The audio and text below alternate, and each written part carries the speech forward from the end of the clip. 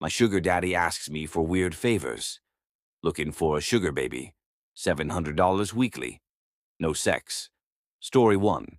My sugar daddy asks me for weird favors. His Tinder profile said he was 45, but he looked to be in his early 30s at most.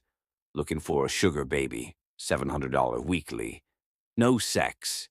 It sounded too good to be true, but as a broke university student, I was willing to take my chances.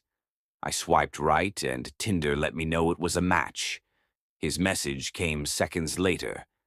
Hey there, sweetheart. I cringed at that word, I hated it, but $700 was $700, so I sucked it up and replied, Hey. His name was Jack, and he told me he owned his own business, although he never specified what kind of business it was. We talked for a while before he asked me for my Venmo to send me the first payment. After a few minutes, I got the notification. I stared at the $700 for at least 20 minutes, expecting to wake up from a dream at any second. But it wasn't a dream. You still there? I clicked on the message. Yeah, sorry. If you don't mind me asking, what are you looking for in return? I stared at the chat until he replied, I'm just looking for you to do a few favors for me. That sounded like it was going to be sexual to me. Like what? For example, the first thing I need you to do is pick up a delivery for me. That sounded innocent enough, but I was still expecting there to be some kind of twist. $700 to pick up a package. Come on, even I wasn't that naive. From the post office or something? No. I'll send you the address, but I'd rather not do this through Tinder. You got Kick, or you can give me your number. Kick. What was this, 2011? I decided to give him my number instead, and he texted me the address immediately, followed by the address to his house where I would have to drop off the package. I'm not home right now, but there's a key on the bottom of the blue flower pot, near the door. Go inside and put the package on the coffee table in the living room. Make sure that you lock the door when you go inside the house, and then lock it again when you leave.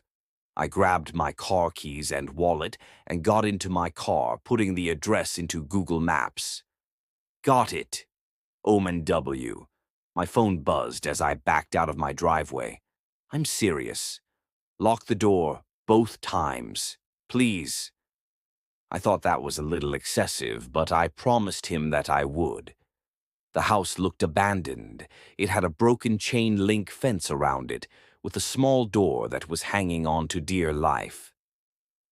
It stuck out like a sore thumb, surrounded by houses that were a lot nicer than this one in comparison. You here for jack shit? I looked up to see a man standing in the open doorway of the house. He took up almost the entire space, his head skimming the top of the door frame. He was huge, in height and muscles, and his entire torso was covered in tattoos. Yeah, I guess, I replied, not moving from my spot on the sidewalk. Stay right there, he said. I did. I actually don't think I would have moved if he had asked me to. I looked around and realized that there was no one else on this street. I was a 21-year-old woman alone in the street. I gripped my car keys. A few minutes later, the man came back out carrying a cardboard box. It was about the size of a shoebox, but stained and damp on some of the corners. Can you open your car? He asked. I opened the trunk, not wanting that inside on my car seats, and he set it in. All right, there you go, he said. Thanks, I replied. I walked around to the driver's side of the car and opened the door. Oh, and one more thing, he said. I looked at him. Watch out, he said. I didn't reply. I blasted my music as I drove to Jack's house, hoping it would drown out my anxiety. It didn't. I parked my car in the stone driveway and stayed inside the car, admiring the house. It was a huge house, with stone pillars on the front porch and the greenest grass I had ever seen in my life. I turned the car off and got out. I grabbed the package and walked to the front door, getting the key from where he said it would be. I opened the door and stepped in, closing it behind me. I thought about what he had said, about locking the door when I got inside. I thought that was a little overboard, but as I stared at the closed door, something made me reach out and lock it. I walked inside, my feet cushioned by the thick maroon carpet, and admired the inside of the house. All the furniture was wooden and looked incredibly expensive. I would probably finish school a dozen times with the money that it took to furnish this place. I set the package down on the coffee table, and as I walked back to the door, I heard a phone ringing from somewhere inside the house. I froze.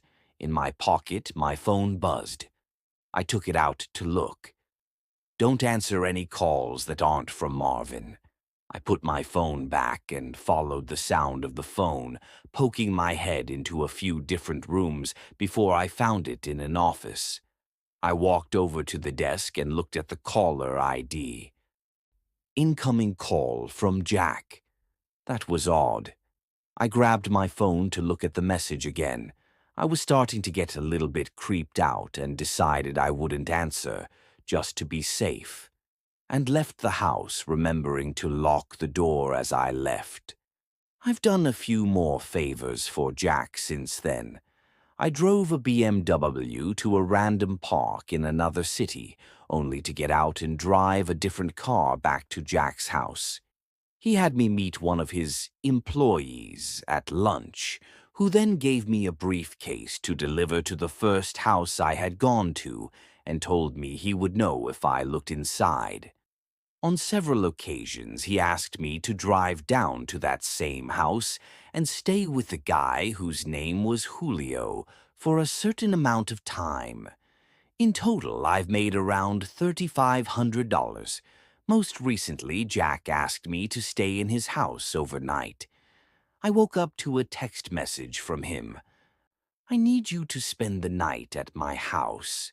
I hadn't ever seen him in person, but I had talked to him on the phone a few times. He proceeded to tell me he would pay me $1,000 to spend the night at his house, provided that I followed a few rules. I drove to his house that evening. The driveway was empty, and it normally was, but the porch light was on. I walked up, unlocked the door, went inside, and then locked it again. Everything in the house looked the same. Jack had told me over the phone that he would leave the list of rules on the dining room table. I set all my stuff down in the living room. My bags looked like garbage compared to the fancy furniture in there. I wandered into the kitchen and then to the dining room. Sure enough, there was a piece of paper on the wooden table, held down by an empty glass. Lock the door when you come in. Only answer calls from Marvin. Don't turn on any faucets between 9 p.m. and 11 p.m. Don't open the door for anyone, no matter who they say they are, after 10 p.m. If the door to the closet at the end of the hall is open, sleep in the library.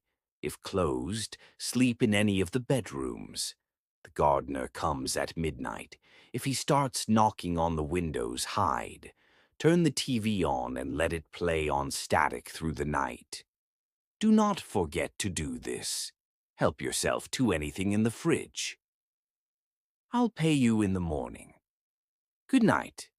I made sure to follow all the rules. To be honest, I was regretting my decision. But seeing as I was already here and I was getting paid, I decided to stay anyway. I figured as long as I followed all the rules, I'd be perfectly fine. Still, it felt a little odd. What was this? A haunted house? Nevertheless, I lounged around the house for a few hours, as I was planning on going to sleep around 9, since that's the time that all the weird shit would begin to happen. At 8:50, I brushed my teeth, using the faucet for the last time before 9.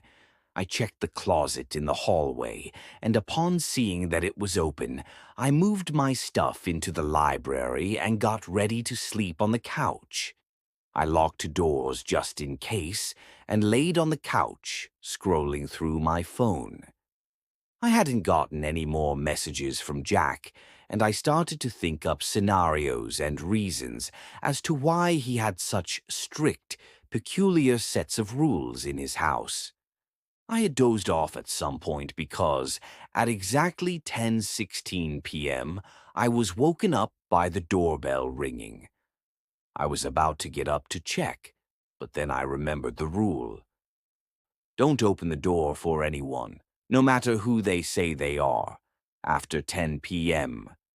I stayed on the couch trying not to move, paranoid that they would hear even the slightest sound. "It's the police. Open up." I didn't move. "Hello, it's the police. Open up, or we're coming in."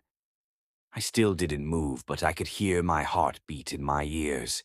There was silence for a while after that. Then the doorbell rang again. "Hey, it's Jack. Let me in." It sounded like Jack, but still I didn't get up. He would have a key, wouldn't he? Why would he need me to let him in? This continued for almost a full hour. Different people would ring the doorbell, announce themselves, and then disappear when I didn't respond. I was finally able to fall asleep, and the gardener never came. When I woke up the next morning, I heard someone in the kitchen. I got up slowly and unlocked the door as quietly as possible, taking my phone with me and walking across the living room and into the kitchen. I stopped at the entrance and peered in. It was Jack. He was standing in front of the stove, stirring something as the coffee machine brewed coffee on the counter behind him. "Hey, good morning," he said when he saw me. "Hi," I replied, nervous. I hadn't seen him in person before, but he looked exactly like his pictures online. "Scrambled eggs?" he asked, motioning to the pan with a wooden spoon. "Yeah, thanks," I replied, walking over to take the plate from him. I ate my breakfast and drank some coffee in silence. "So how was it?" he asked. "It was okay. Nothing super freaky happened," I replied. "Cool," he replied. There was an awkwardness in the room. "I think I'm gonna go now. I have class," I trailed off. I didn't, but I really wanted to get out of there. "Oh, no. Yeah, sure. I'll talk to you some other time," he replied. I grabbed my stuff and he walked me to my car.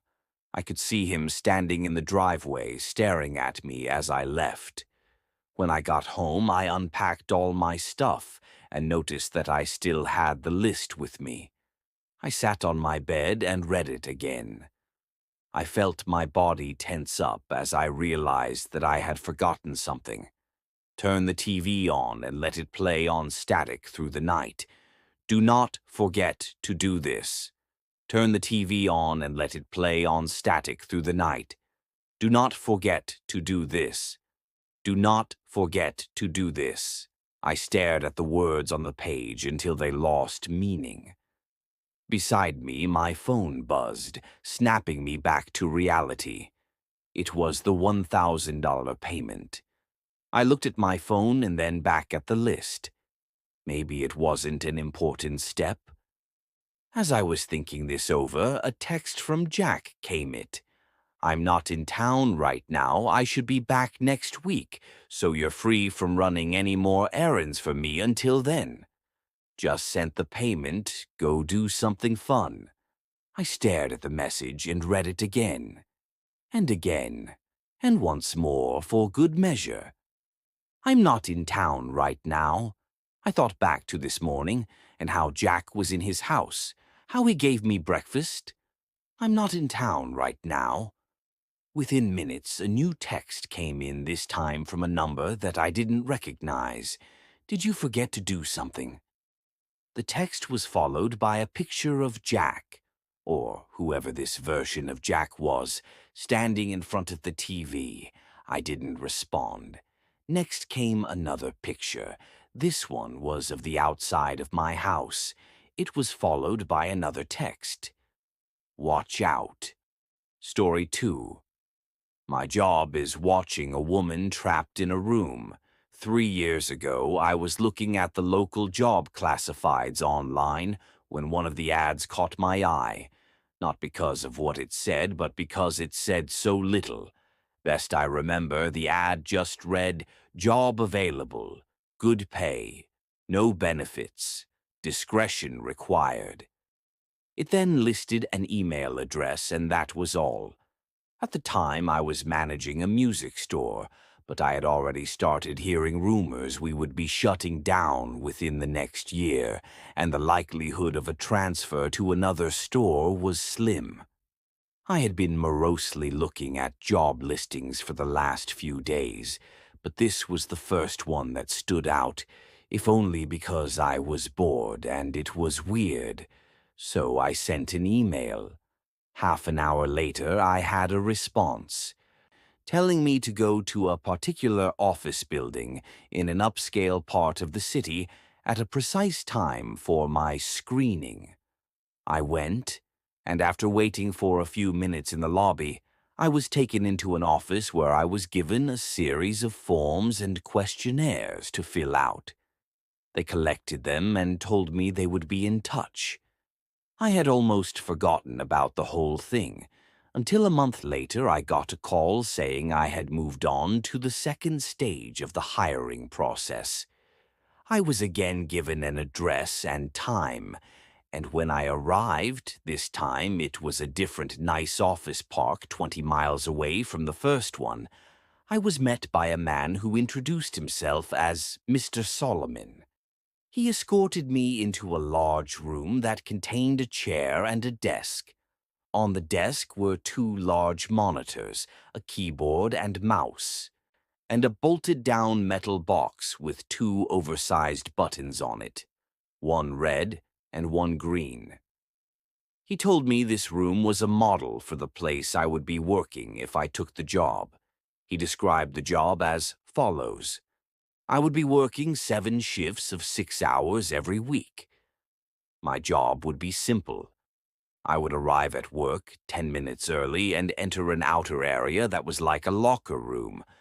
I would have my own personal locker. I would store all belongings in the locker and change into the provided work clothes. I was never, under any circumstances, to carry any item of my own into the surveillance room. I was never, under any circumstances, to take any item with me from the surveillance room. As for what I was to do in the surveillance room, I was told that the monitor on the left would constantly show a live stream from a high-definition camera in a remote location. My job was simply to watch the camera. Once an hour, I would get onto the computer attached to the right monitor and enter a brief log describing anything interesting that occurred in the last hour. I would have no pens or pencils or paper, and I should never try to take any kind of written notes about the work.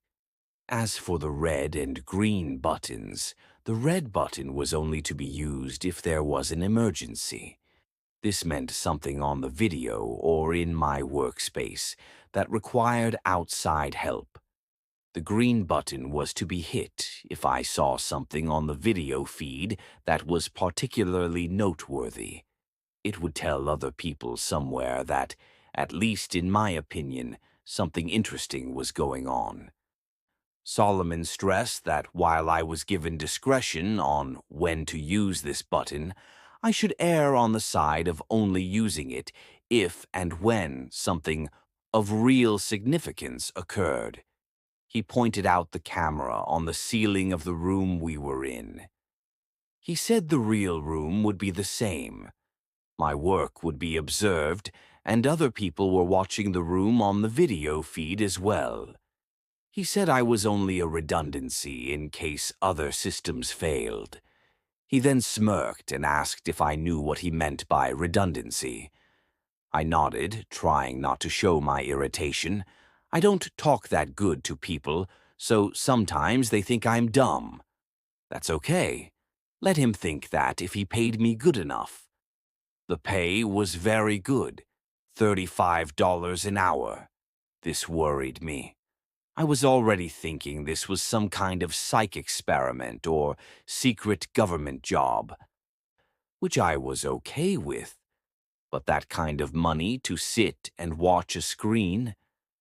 My mom always told me that if something seems too good to be true, it probably is, and this was seeming too good to be true. I asked if I was going to be doing anything illegal. Solomon laughed and said no. I asked if anyone was going to get hurt. Again, he shook his head no. He said the reason they were paying so much was because they needed employees that were motivated to be professional and discreet. The work they were doing was important, and for various reasons it couldn't be discussed. If I took the job, I would have to sign papers promising I would never discuss my work there, or I could be sued or locked up. I'm only breaking that now because of everything that's happened. So I took the job, and because they wanted me to start right away, I had to quit the store with no notice. I felt bad about that, but I was excited about the new job too. It was a lot of money and seemed like easy enough work, if a bit boring. I was nervous that there was something more to it, but I told myself I would just have to see. No point in chickening out and wasting a good chance because I let my imagination go crazy. I was given the location of the job itself, and when I went there, I was amazed that it really was just like the model room I had been shown with, only a few differences.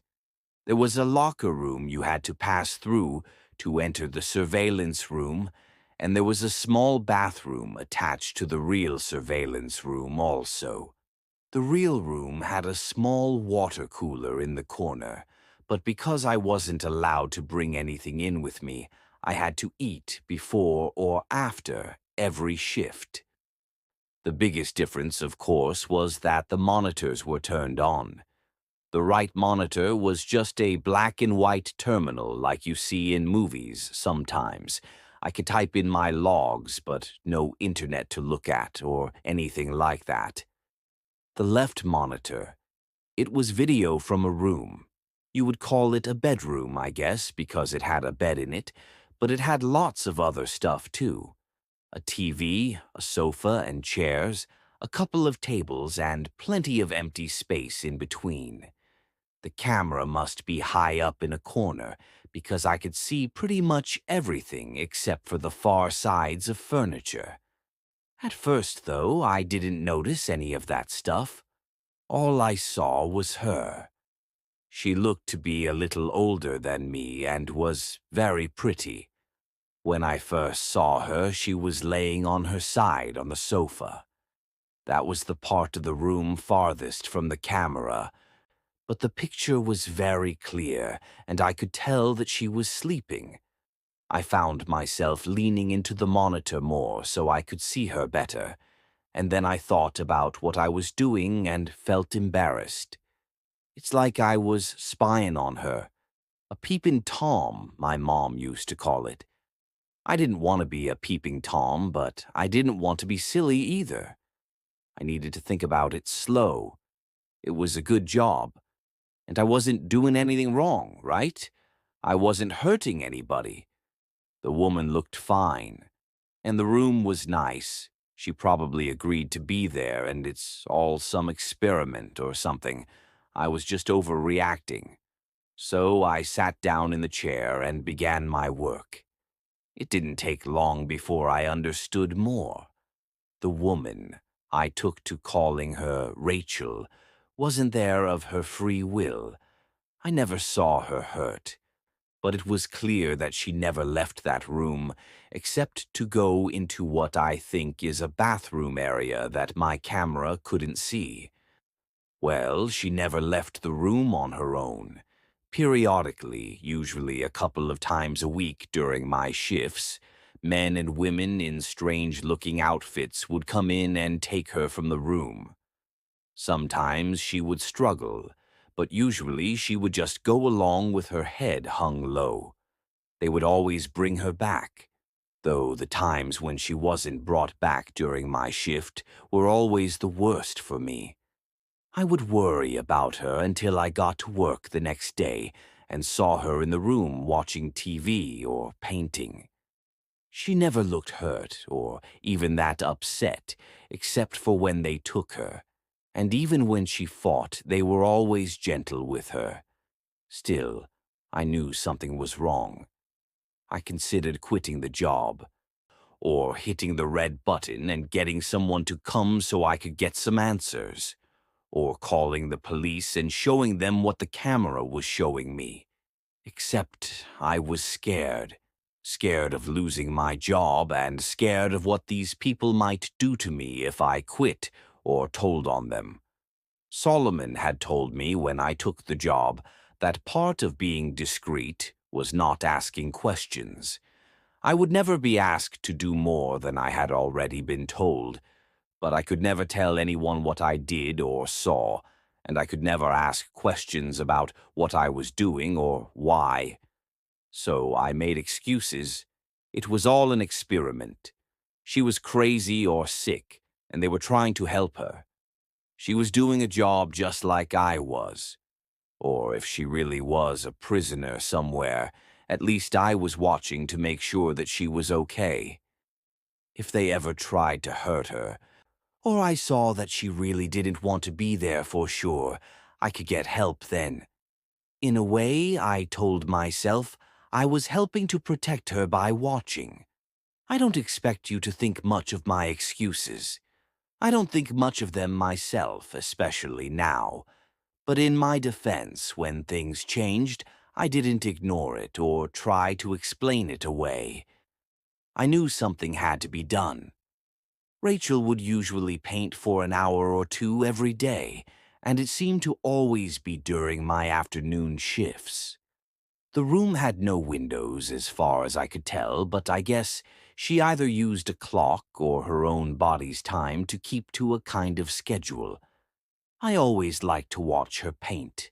The thing she was painting was always facing the wrong way for me to see it, but I could see her face as she worked. She always looked peaceful and happy when she was painting, and seeing her that way, smiling serenely from time to time as she got something the way she wanted it, always made my day. I first noticed something was wrong when she started painting more frequently a few weeks ago. Her expression was more focused and serious, and there was a tension to her movements that I wasn't used to seeing. At first I thought she was just really trying to work hard on something, and I wanted to tell her not to worry. Every few weeks the others would come in and take the old paintings out anyway, bringing in a new stack of, I think the word is canvas. But it was more than her being focused. Something was wrong. She didn't look happy, and she was going for hours at a time. In the span of 3 days, she had finished 4 paintings. I had been growing more and more worried watching her work, and when she finished the 4th, I found myself telling her to just stop and rest a while. I had grown accustomed to talking to the monitor, talking to her in my own way, but she didn't stop. Instead, she began moving the paintings, arranging them on the back and seat of the long sofa at the far end of the room. This was the first time I had gotten to see any of the paintings. Even when the others were taking them out, they always seemed to be turned away from the camera. I was still worried about her, but I was also happy to finally see something she had worked on. Happy and amazed. They were beautiful. One was a beautiful green forest, another was an old stone well, a third was a house sitting alone on a small island.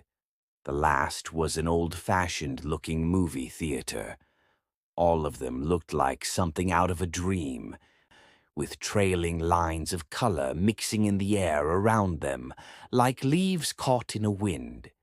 It was only when I looked close that I realized the lines of color weren't random. They were words, easy to miss if you weren't looking close, and by themselves they didn't seem to mean much. Just the ghost of a word somewhere in each of the paintings, easy to lose in everything else that was being shown. I leaned into the monitor and squinted, trying to read the words. Then my heart started thudding as I made them out.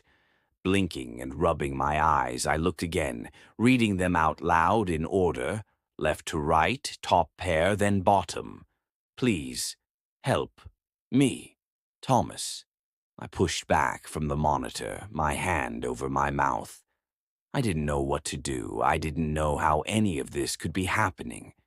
It wasn't just that she was asking for help, though that was a big part of it. It was that my name is Thomas.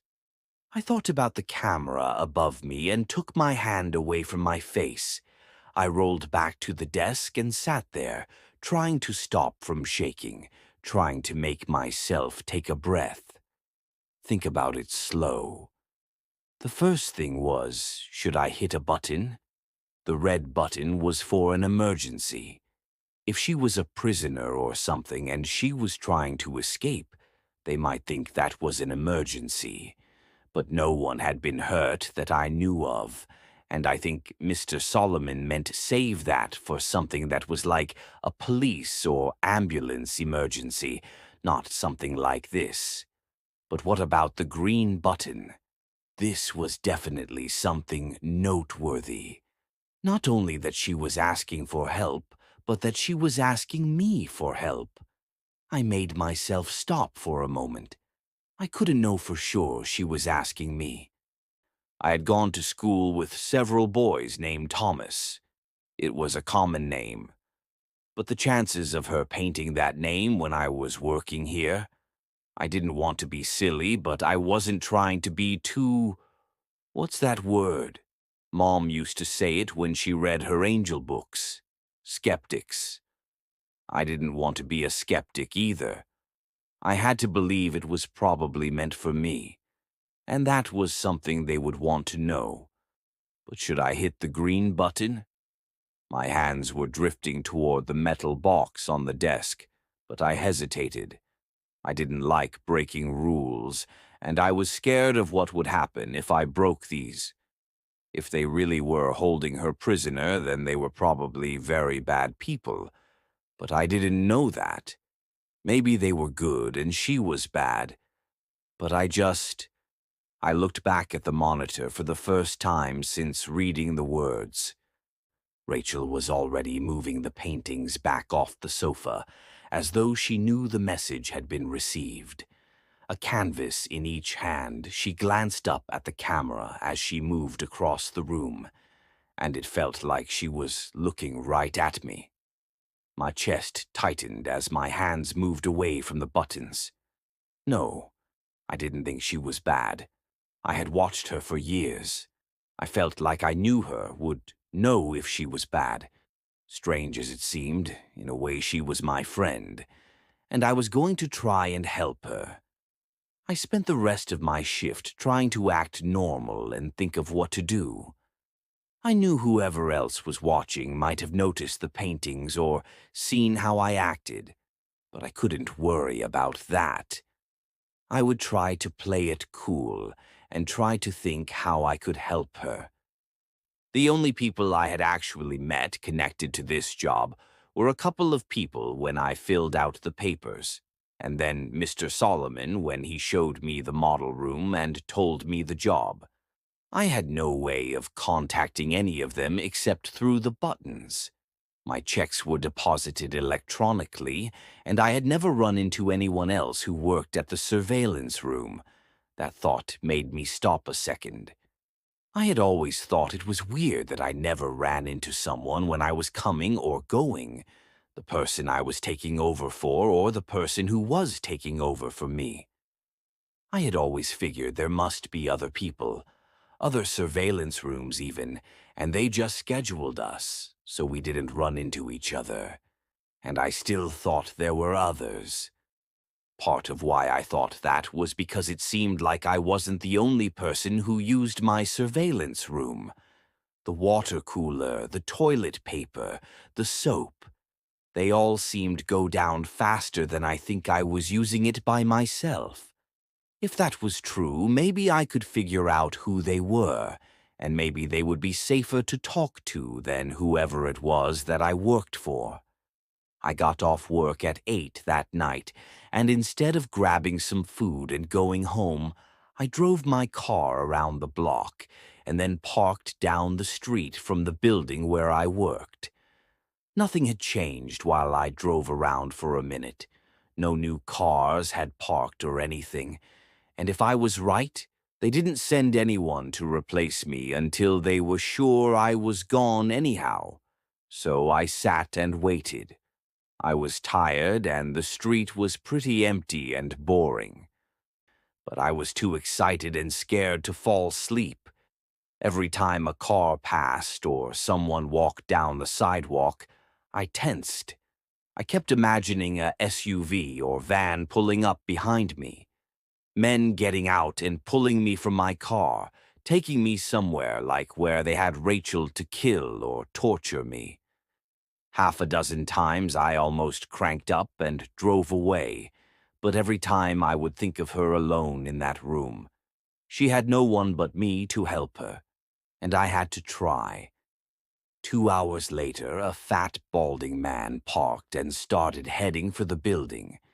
As soon as I saw he was able to unlock the door and enter, I opened my car door to go talk to him. Then I stopped. I needed to be smart. I didn't know where they were, but I was sure there were hidden cameras in the locker room and outside the building. If I go running in there and confront that guy, they'll know for sure that I'm up to something. Sighing with frustration, I shut the door back and waited until his shift was over. I considered tailing him like in the movies, but I was scared I would just lose him or he would call someone for help. So I waited until he was walking back to his car after a 6-hour shift, hopefully far enough away that the cameras wouldn't see. And then I met the man I came to know as Charles Jefferies. Hey man, can I talk to you for a minute? His back was to me and he just waved his hand absently without looking up. Sorry, I don't have any money. Have a good... He froze as he glanced back at me while talking. Oh, God, no. You need to get out of here, kid. We aren't allowed to talk. I could tell he was scared, but I couldn't risk letting him go yet, not after all this. I stepped up and pushed the door back shut as he was trying to get into his car. So, you know who I am? I tried to not sound mean, but I could hear how mad I was in my voice. He yanked at the door again, but I was still holding it, and I was stronger than he was. After a second, weaker tug, he turned around, his face strained and tired-looking. Yeah, I know who you are. You work here just like me. And I'm telling you, we aren't supposed to be talking. We aren't supposed to meet, ever. I frowned. Mr. Solomon never told me that. He never said it was one of the rules. The man shook his head. Mr. Solomon. Yeah. Well, there are plenty of rules they don't tell you. I bet they didn't tell you what you were going to be watching before you started, did they? When I just lowered my eyes, he went on. Yeah, me either. I've been at this job for 10 years. I've seen other people come and go, usually because they broke those rules they never mentioned. The only reason I'm still here is because I keep my head down and my mouth shut. He wagged a finger at me. You should do the same if it's not already too late. I felt my stomach curling into a cold knot. Too late? The man rubbed his face. Kid, do you think they don't know we're talking? Do you think anything happens that they don't know about? He looked back toward the building, a look of sadness and fear in his eyes. Hell, for all I know, you've already killed us both. Shaking his head, he pushed me back and started opening the door. Either way, I'm done risking it. You need to stop asking questions and just do your job. It's a lot healthier. With that, he got into his car and shut the door. I didn't try to stop him this time. Even though I had already been worried about what he was telling me, hearing it confirmed was paralyzing. What exactly was my plan? He probably didn't know any more than I did, and even if he did, what could I do with anything he told me? I walked back to my car with a heavy heart. I was still afraid, but more than that, I was sad and ashamed. I wanted to help Rachel, but I wasn't sure how. I wasn't giving up, but as I drove back to my apartment, I couldn't think of what I should do next. This wasn't a movie. I wasn't a hero. And the only ideas I had left were to either go to the police, who might be controlled by whoever I worked for, or try to get proof of her being held prisoner myself. As I parked my car and walked into my apartment building, I made a decision. Unless I thought of something better overnight, I would do both ideas. Tomorrow I would break the rule about carrying anything in. I'd use my phone to record a video of the surveillance room, of Rachel and how she was trapped somewhere, and of me telling everything else I knew. And I would email it to every newspaper, website, and internet channel I could think of. I'd then go to the police and give them a copy too if I could make it that long without getting caught. Maybe if I did all that, even if they got me, someone would help Rachel. I was filled with worry and dread at the idea of being hurt or killed.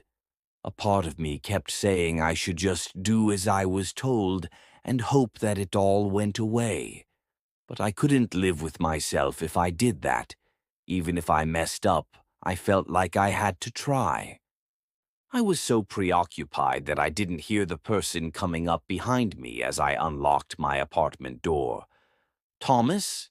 I turned around and felt my legs weaken as I stumbled back against my door. I had to be dreaming or crazy. I grabbed the doorknob for support as I looked at the woman in front of me. It couldn't be her, but somehow it was. Rachel? She hesitated a moment before breaking into a smile. Is that what you call me? I like it. My name is actually Melanie, though. I felt my face reddening. Of course, her name wasn't actually Rachel. That was just something I made up in my head. Still, my embarrassment couldn't keep up with my confusion and joy. Is it really you? She nodded. Yeah, it's me. Rachel? Melanie grunted as I stepped forward and started hugging her. Laughing, she hugged me back for a moment, but then she whispered in my ear, Thomas, we need to talk, and not out here. Can we go inside? I broke away and nodded, wiping at my eyes as I tried to finish unlocking the door with a shaking hand. My heart was pounding, and I still felt like I was in a strange and wonderful dream. But when we had gotten inside and sat down on my living room sofa, I forced myself to focus on the biggest question I had. How?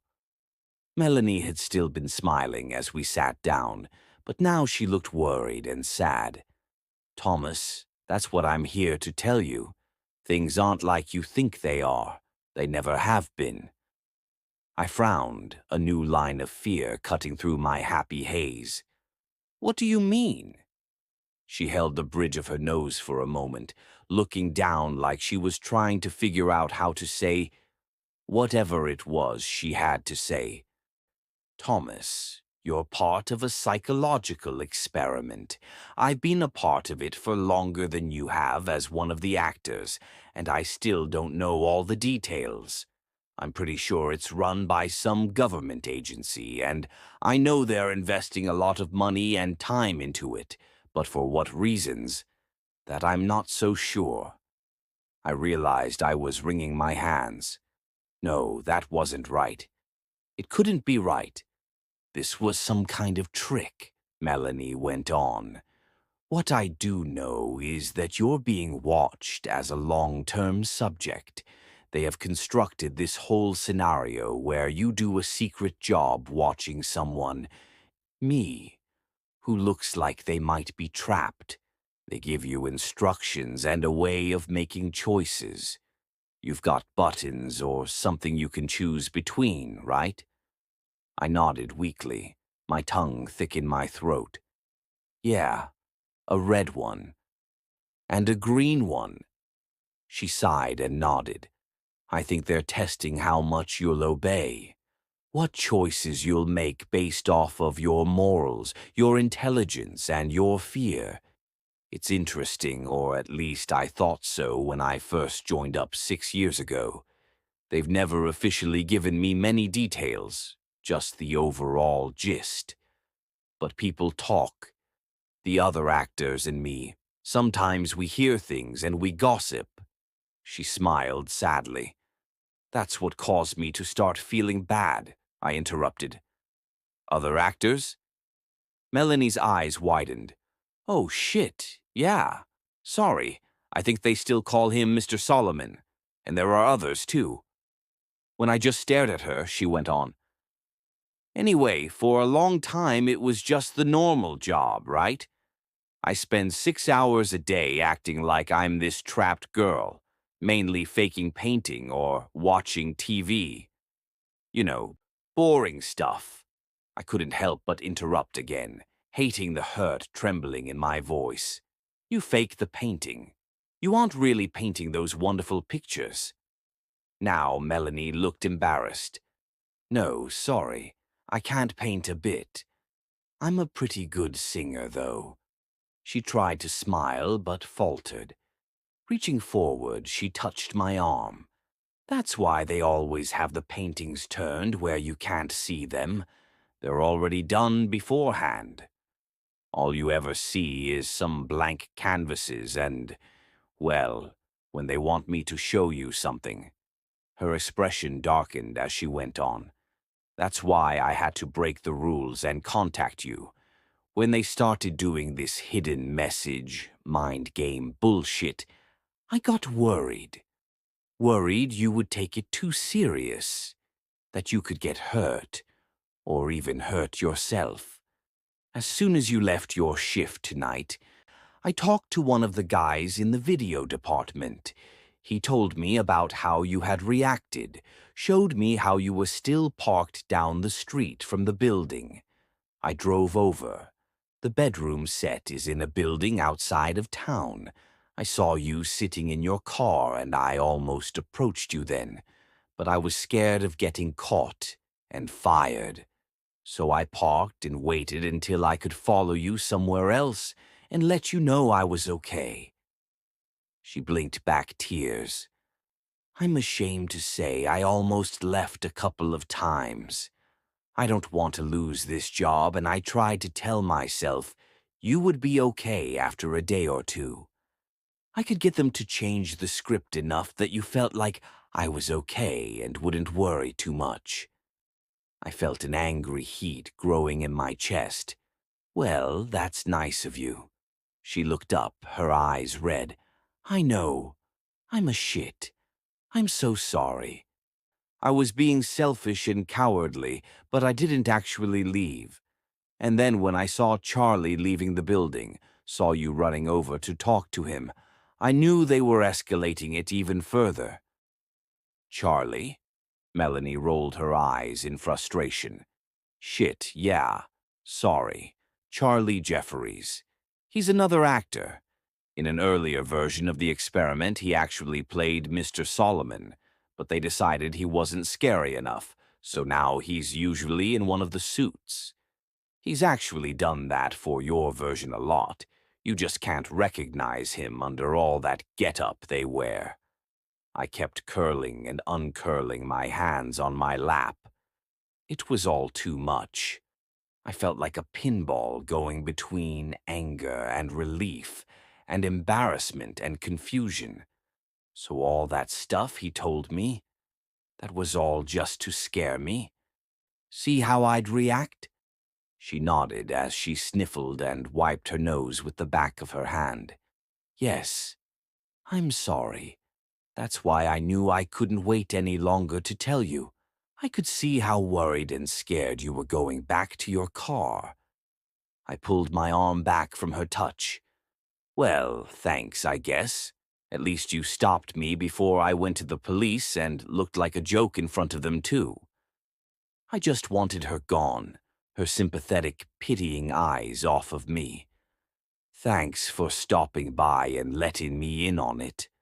I tried to make my voice sound hard and unfeeling, but it came out watery instead. Standing up, I turned away from her so she couldn't see as I started to cry.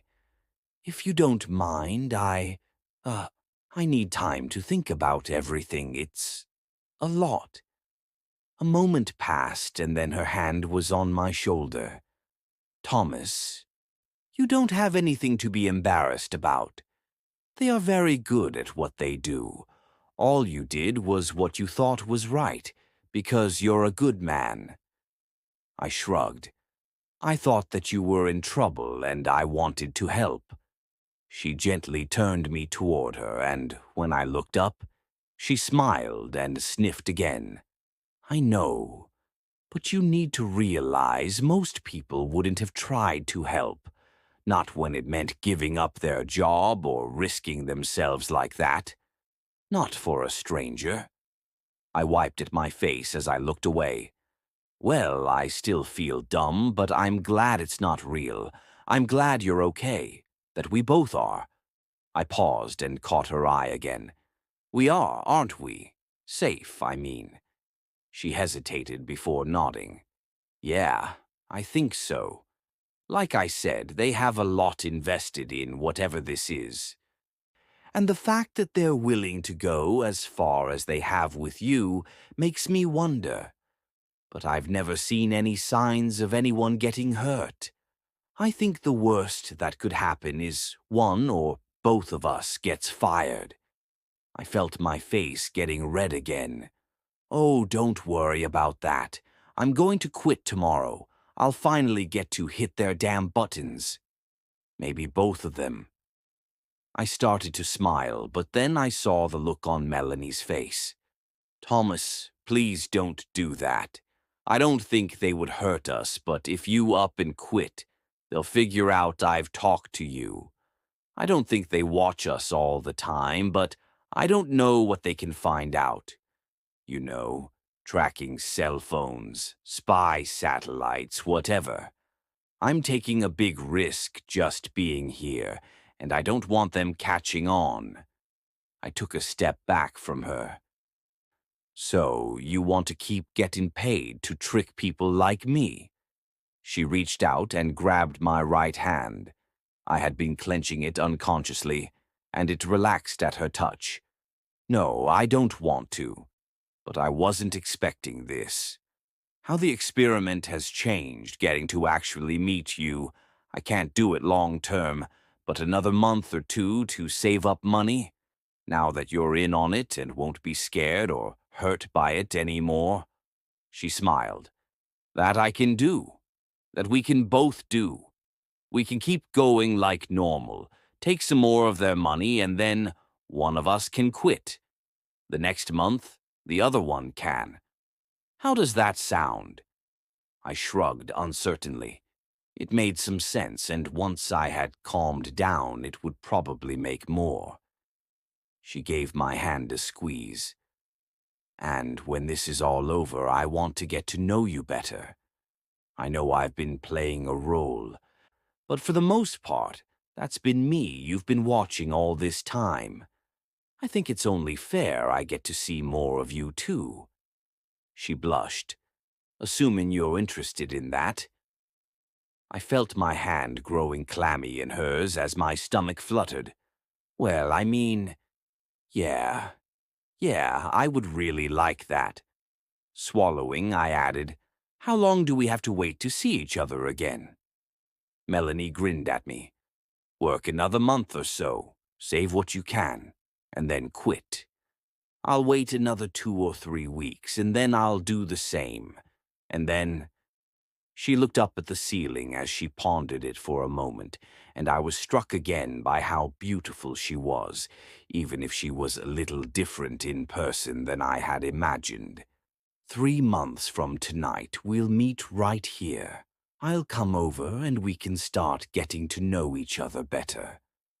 How's that sound?" Returning her smile, I nodded. "That sounds great." When she left a couple of minutes later, part of me hated to see her go, but another part was relieved. I was so exhausted, and while I was so happy she was okay and we had finally met, I felt like the burned-up wire in an old light bulb. I needed time alone, time to think and calm down, and most of all, time to rest. I didn't really even remember falling asleep, and when I woke up I realized my alarm had been buzzing for over 30 minutes. I jumped up and raced to get to my shift at work. As she had been leaving, Melanie had stressed again how we needed to act completely the same. That meant not freaking out, but it also meant not acting like everything was okay either. If I suddenly showed no signs of being worried about her, that would tip them off too. I promised, and she left after a brief hug and kiss. Remembering that now through the haze of my tiredness the night before, it felt like a dream. Still, I went into the surveillance room with a much lighter heart. I didn't have to worry or feel guilty anymore about not helping her, and there was some satisfaction in finally pulling one over on the people that had tricked me for so long. Besides, in 3 months I would be done with this place and get to see raw Melanie again. In person, at least, because I got to watch her on the video feed as soon as I came into work. She was asleep when I first got there, and I found myself wondering if she was as tired as I still felt. When she woke up later and started reading a book, I found myself beginning to smile and had to stop myself. I should still be worried acting, not smiling like I had a crush. I had to do better so Melanie didn't get in trouble. An hour or so later, she started working on another of her paintings. Watching her work, I was amazed at how real it all looked. It was hard to see everything from my angle, but I would have sworn she had paint on those brushes and was really painting whatever was on the canvas. I found myself feeling proud of her. She really was a great actress. Not only didn't I see her giving any clues that we had met or talked, but she really did seem different in the room than she had in my apartment. I supposed that was what she had meant by playing a role. I was almost at the end of my shift, and while I hated to leave her, I had to admit that I was ready for some more sleep.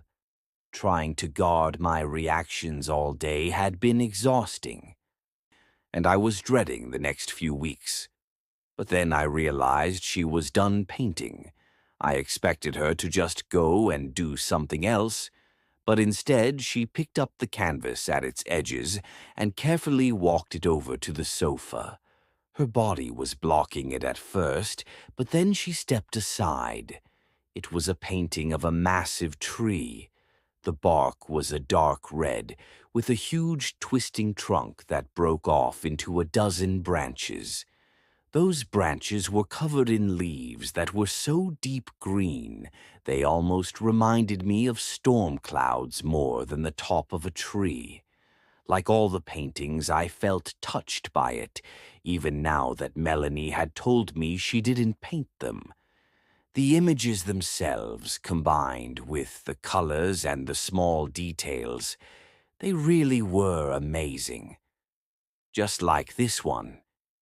If you looked close enough, you could see that there were several small blackbirds in the branches of the tree. It was funny, but they almost looked like they were... It almost looked like they were made out of words. I felt my heart start to hammer, and I forced myself to stay calm. No point in being silly. I knew it was all a game now, and I just had to play my part a little while longer. Still, the worried me would want to know what the words said, so I might as well try to read them. I squinted, following the birds right to left and top to bottom. That girl isn't me. I looked away from the painting to see Rachel staring up at me. She looked terrified. Oh no, I had to do something, and I had to do it right now. If Melanie was somehow a fake, that meant they must have sent her. And if they sent her, that meant they knew. They knew about the messages in her painting. They knew about me asking questions. And they knew I didn't hit a button during any of it. I felt panic and fear crawling up my chest, making it hard to breathe. Standing up, I started pacing, periodically glancing back at the monitor to see if Rachel could help me, tell me what I needed to do next. But she had laid down on her bed. It was hard to tell for sure with her back to the camera, but I think she was crying. No, I needed to fix this, get her out of there. And if I didn't have a better plan, I'd just have to go with the one I already had. Feeling the hard eye of the ceiling camera on me, I went to the door and stepped back into the locker room. My phone was in my locker, and after messing up the combination the first time, I got the door open and got it out. Gripping it tightly, I tried to hold it by my side casually, but I knew there was little point. If they knew everything, I wasn't going to be able to hide anything. I just had to try and be fast, get some kind of message out to people that could help Rachel before they got to me.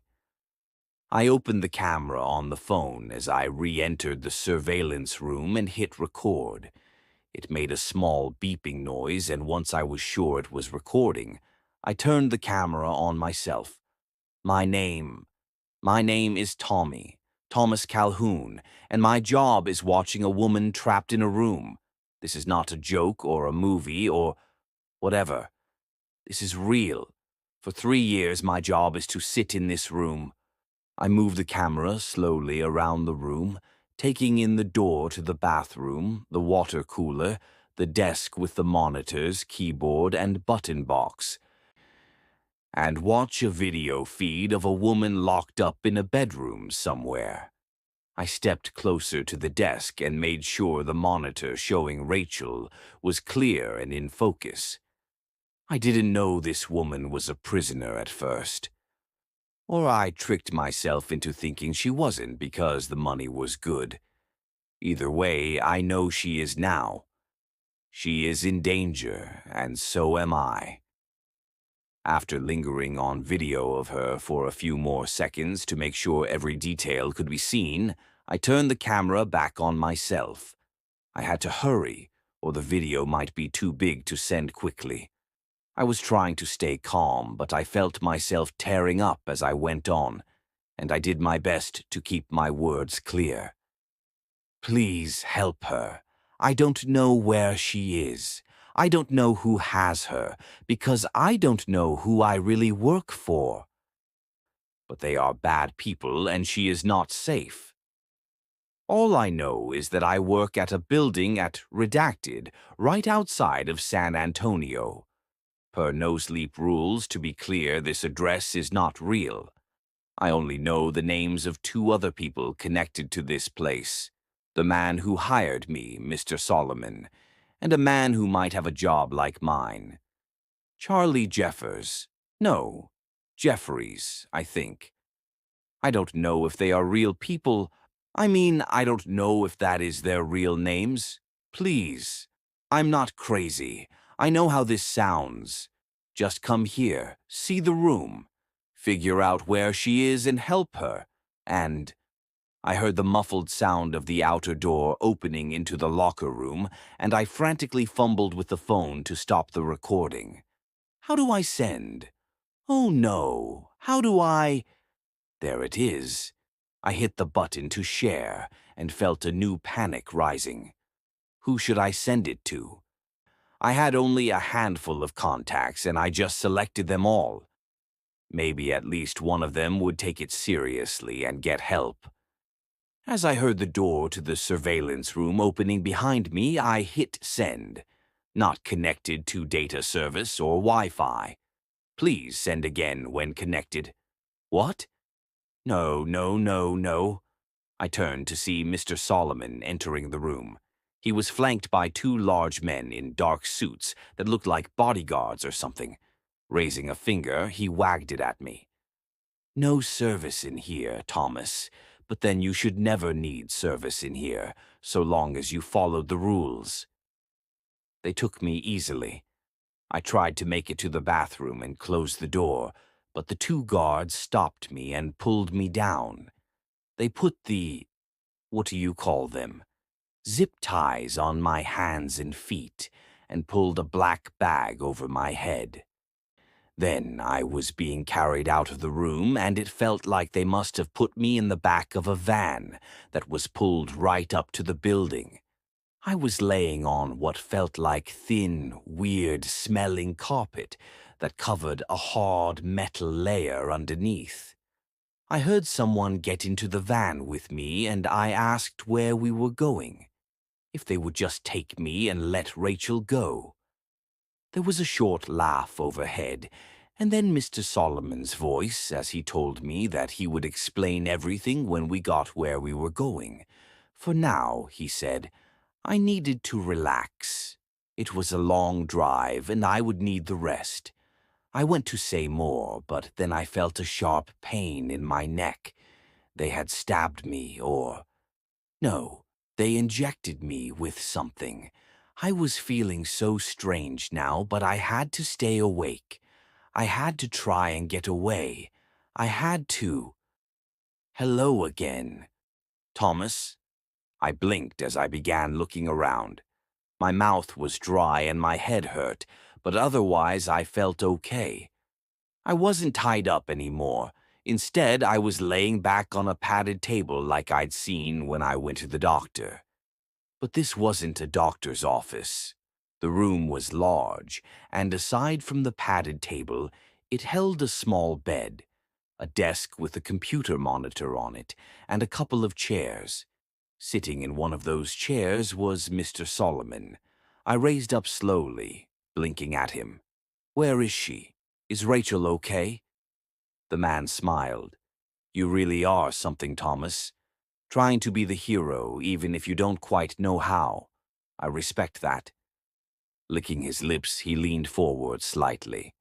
In fact, I respect that so much that I've decided to start our new relationship with as much honesty as I'm allowed. Some of my colleagues disagree with this approach, but you know what? Fuck them. This is my project, and I think you deserve to know what's going on. Looking more serious, he stood up, lifting the gun he had been holding casually in his lap. But before we get into the details, would you like to see Rachel? I slid off the table and nodded as I caught myself from falling. My legs were still wobbly from whatever they had given me, but I barely noticed. Yes, please. Let me see her. The real her. Mr. Solomon gave a small laugh and gestured toward a nearby door. Yes, reality is always best. She's just there in the next room. I stumbled my way forward, my legs getting better as I walked, and when I grabbed the doorknob, it turned easily. I expected the door to lead to her bedroom, but instead it opened into another room, a lot like the one I had been in. though the stuff in it was different. Strange machines filled the walls, and in the back of the room was a large aquarium? I didn't know. It was a big cylinder taller than I was, and it was filled with some kind of gray liquid. There was a shape in that liquid. Go ahead, Thomas. Feel free to go have a good look. You've earned it. I felt my stomach clenching tighter at Mr. Solomon's words and the meanness in them. My legs felt heavy again now, but it wasn't from the drugs this time. Shuffling forward, I could see the shape was a person. Oh no, or at least a body, because it was clear from just looking at it that the person was dead. It was very well preserved, but I could see how the skin hung wrong and looked bloated in spots. Oh God, no, no, no. Its hair, which had been floating like seaweed in front of its face, drifted away as I reached the glass, and I could see Rachel staring out at me. Murderer! I turned on Solomon and started to run toward him when he shot me. Suddenly, I was on the ground, convulsing as he stepped closer. Don't worry, Thomas. It won't kill you. Just make you unable to move much for a bit. I heard more footfalls as my body began to still. Get him up. Take him back to the other room.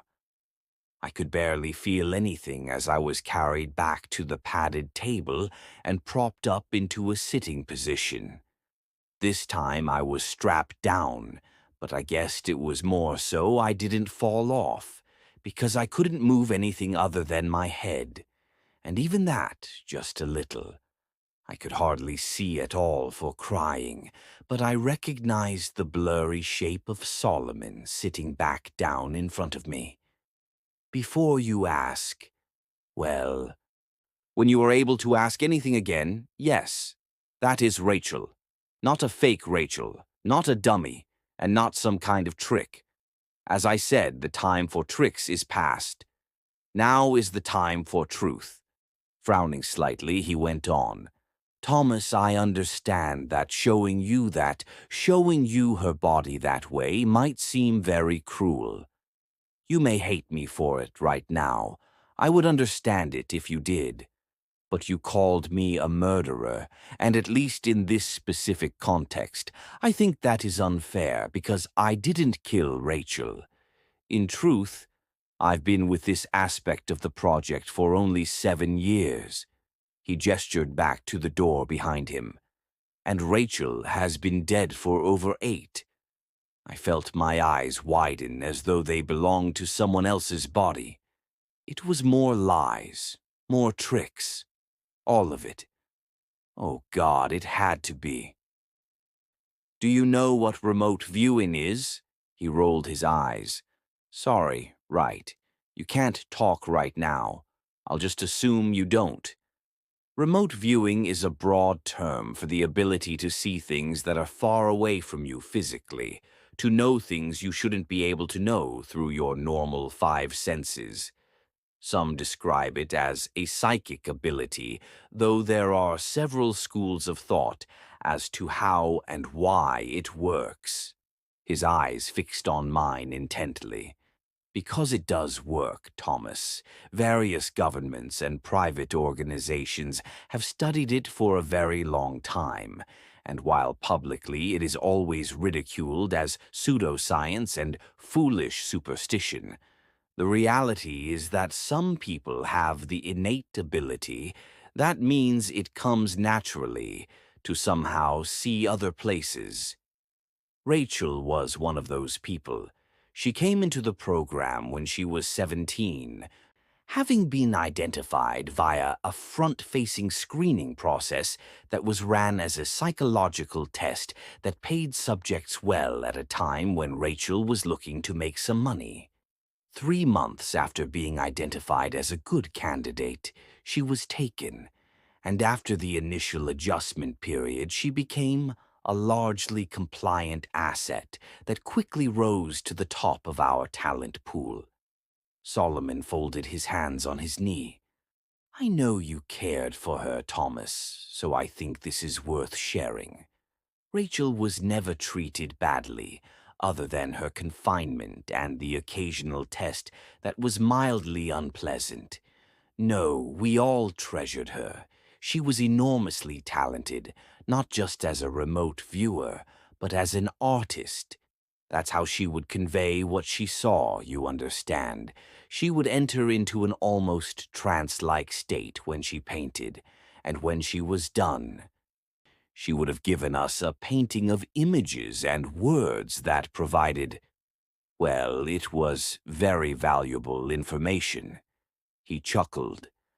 If you ever wondered, that's why there was always such care that the paintings were never shown to the camera. Picking at his pants, he went on. Rachel was so talented that she was selected for a new program that we thought might greatly enhance or alter her ability. We introduced something foreign into her body. At first, nothing seemed to change. If anything, the accuracy of her remote viewing was declining, which was a problem for us and for her. But then we realized that we were reading the new paintings wrong. She was able to see more clearly than ever. She just was no longer bound to only current events. Now her sight transcended time. He paused, and I realized he was enjoying telling the story. The bastard was having a good time, pausing to make it more dramatic. I would fucking kill him. While this made some of her paintings less immediately useful, they became much more valuable as we were able to decipher them. For a time, it looked as though everything was working better than we had ever hoped. His lips thinned, and then one day she showed a painting to the camera. It said, "Please help me, Thomas." This immediately sent up all kinds of red flags. She knew not to show paintings to the camera, and now she was trying to communicate with someone. We didn't disrupt her routine, but an intensive investigation began into who she was talking to. Was it one of her handlers, one of the technicians, someone from her past life? But nothing checked out. Leaning back in his chair, a look of pride grew on Solomon's face as he continued, I was the one that first suggested the idea that she was, intentionally or not, knowingly or not, seeing and talking to someone in the future. I was still an outside consultant at the time, but by that point we had more strange behaviors from her, including the second message painting, "That girl isn't me." My theory made some sense, but it very quickly ran into a greater obstacle. The introduction of the foreign material had not been as seamless as we had hoped, despite her having been stable for almost 3 years since it was implanted. Whether it was due to her increasing emotional upset and stress, or simply the passage of time, she suddenly began to deteriorate. Her work became more erratic and hard to understand as her body began to decline. We were monitoring her health closely, but it didn't matter. 5 days after she painted "That Girl Isn't Me," she suddenly went into cardiac arrest and died. Somewhat inexplicably, we were unable to resuscitate her. The man sighed. This was a great loss, and it required adjustments of my theory. Based on everything we knew, it still made sense that she was talking to someone. Someone with access to the camera feed, and very likely someone named Thomas. If Thomas was viewing that camera footage in the future, as I believed, then he must be working for us in the future. He gave me a thin smile. And whether you believe that the future is set in stone or not, I'm all for giving it a helping hand. 7 years ago, I began the Thomas Project. Over the course of that time, I have overseen the screening and hiring of 43 men named Thomas at several different sites, all with one very specific job: to watch the videos of Rachel from just before her implant to the time of her death. I tried to speak, but my mouth still wouldn't work. I wanted to say he was lying, that it didn't make sense, that it was another trick, but I think I wanted to hear it more for myself, because I didn't think he was lying. I didn't think it was a trick, and I thought I was starting to understand. The point wasn't really them watching the videos, of course. It was how they reacted to watching the videos, what they did, and how that matched up with what Rachel had done in response in the past. 13% quit after the first day. 38% hit either the red or the green button after the first message, asking for help and saying their name. 22% attempted to contact the authorities before reaching the stage where Melanie was introduced. He shook his head slightly. I wish I could take credit for her introduction, but it wasn't my suggestion. We assumed from the "that girl isn't me" message that there was a double of Rachel introduced to you at some point, perhaps to kill you or dissuade you or find out what you knew. But it took a few tries until we felt it was well refined, and as I've pointed out, only 27% made it that far. And all of them failed the next test. He pointed at me. Her name. You see, the girl you've been watching, that talented, wonderful girl whose body is preserved in the next room. Her name was Rachel Donovan. I had always wondered if Rachel was merely seeing you, or if there was some kind of connection between the two of you. When you called Melanie Rachel, I knew that we had finally found the right Thomas, the distant point of light that our Rachel was looking at across space and time. I swallowed thickly and found I could feel my tongue, if only a little. Slurring badly, I pushed out a single word. Why? Solomon looked surprised. I'd have thought that'd be clear by now. You're our only remaining link to one of our greatest treasures. Perhaps you have a similar ability, or it may be that she forged the link purely through her own talent and will. But either way, you are important and you have more work to do. He stood up and moved over to the table where he turned on the monitor. As it came to life, I saw it was a frozen image of Rachel's room, a tape paused where I had left off watching. Turning back to me, the man looked solemn. You have to watch the rest of it, because Rachel painted you more pictures before she died, and we have to know what they mean. I spent the next 5 days watching Rachel die. From the outside, just watching the monitor, it didn't seem that different than what I had been watching for the past 3 years. Rachel slept, she watched TV, she read, and she painted. But there were signs if you were looking for them. She seemed tired and tense, and she had taken to sleeping more. And occasionally, just every once in a while, she would glance up at the camera. At me. It was then that I could see the fear and sadness in her eyes. Inside, I felt like a burned-out house collapsing in on itself. At first, I refused to watch, to do anything they wanted me to do. Solomon didn't get mad at me, but just shrugged.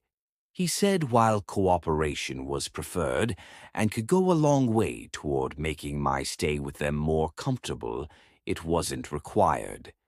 If he was right, Solomon said with a thin smile, things would play out as they were meant to, regardless of what I wanted or thought I chose. Either way, he added, the video was about to start back playing and would not stop for another 5 days. Whether I wanted to spend that time getting to see her again was entirely up to me. I tried to not watch, but a part of me knew from the start I was going to. Maybe I would find some clue that they were lying about her being dead. Or Rachel could give me some advice or warning about what I needed to do next. I didn't know.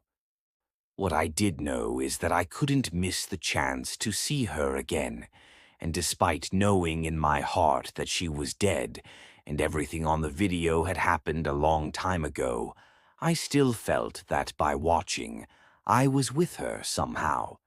She had been taken away from everything she knew when she was barely grown, trapped for years just for being special, experimented on, treated like property, kept from ever having friends or family or a life.